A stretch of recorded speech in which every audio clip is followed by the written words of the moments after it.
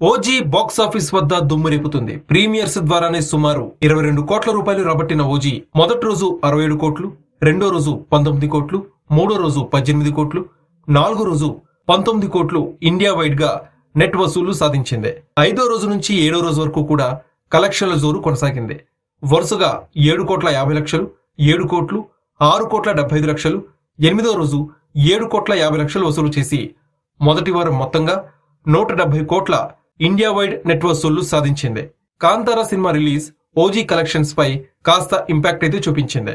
9వ రోజు 4 కోట్ల 75 లక్షలు, 10వ రోజు 4 కోట్ల 60 లక్షలు రాబట్టి 10 రోజుల్లోనే 180 కోట్ల నెట్ కలెక్షన్స్ సాధించింది. వీకెండ్ లో మళ్లీ పవన్ ప్రభావం కనిపించింది.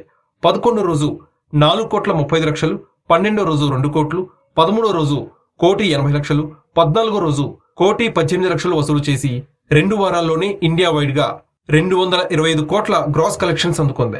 కానీ ప్రపంచ వ్యాప్తంగా ఓజీ దూకుడు ఇంకా ఎక్కువగా ఉండి వరల్డ్ వైడ్ గ్రాస్ 317 కోట్లు చేరినట్టు ట్రేడ్ సర్కిల్స్ చెప్తున్నాయి.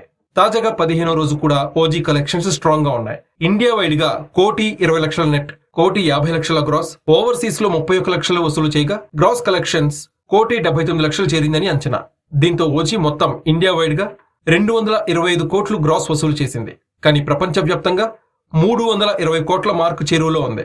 గత వారం విడుదలైన కాంతారా పోటీ ఉన్నప్పటికీ పవన్ కళ్యాణ్ ప్రభావం మాత్రం తగ్గలేదు. ఓజీ ఇప్పటి వరకు పవన్ కళ్యాణ్ కెరీర్ లో అత్యధిక వసూలు సాధించిన సినిమాగా రికార్డుల్లోకి ఎంట్రీ ఇచ్చింది. Powerful action, Thaman music, Sujeeth treatment కలిసిపోయి ఓజీని పవర్ స్టార్ కెరీర్ లో మైలురాయిగా నిలబెట్టాయి.